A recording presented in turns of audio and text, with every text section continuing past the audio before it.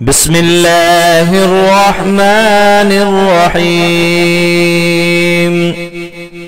شروع اللہ کے نام سے جو بڑا مہربان اور نہایت رحم کرنے والا ہے۔ حضرت ابی بن کعب رضی اللہ عنہ فرماتے ہیں کہ نبی صلی اللہ علیہ وسلم کے راستے اور اس کی سنت کو لازم پکڑ لو، کیونکہ جو شخص نبی کریم صلی اللہ علیہ وسلم کے طریقے اور سنت کے مطابق عبادت کرتا ہے اور رحم کا ذکر کرتا ہے اور خوف خداوندی سے اس کی آنکھیں بہنے لگتی ہیں، ایسے شخص کو کبھی بھی دوزخ کی آگ نہیں چھوئے گی۔ جو بندہ بھی نبی کے طریقے اور سنت پر عمل کرتا ہے، اللہ کا ذکر کرتا ہے، اللہ کے خوف سے اس کی آنکھیں بہتی ہیں، رونگٹے کھڑے ہو جاتے ہیں، اس کی مثال اس درخت کی سی ہے جس کے پتے خشک ہو چکے ہوں کہ اچانک ہوا چلی اور سب پتے جھڑ گئے۔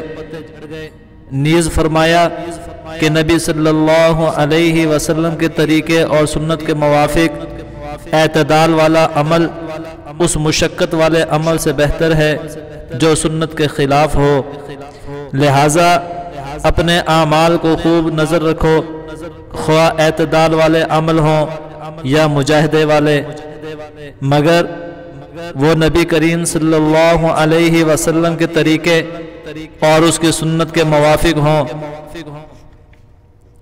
حضور صلی اللہ علیہ وسلم کا ارشاد ہے کہ بنی اسرائیل 71 فرقوں میں بٹ گئے تھے اور میری امت کے 72 فرقے ہوں گے، 71 فرقے دوزخ میں اور ایک فرقہ جنت میں جائے گا۔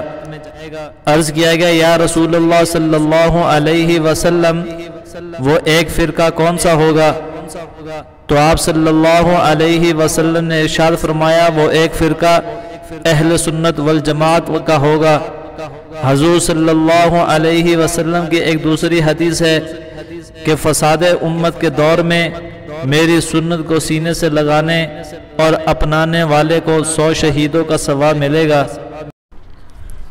دعا فرمائے دوستو اللہ رب العزت سے کہ اللہ رب العزت ہمیں بھی نبی کریم صلی اللہ علیہ وسلم کی سنت کے مطابق زیادہ سے زیادہ نیک اعمال کرنے کی توفیق عطا فرمائے، آمین ثم آمین۔ مزید اسلامک ویڈیوز کے لیے ہمارے چینل کو سبسکرائب کیجئے اور ان ویڈیوز کو اپنے دوستوں کے ساتھ شیئر ضرور کیجئے گا۔ جزاک اللہ خیرہ۔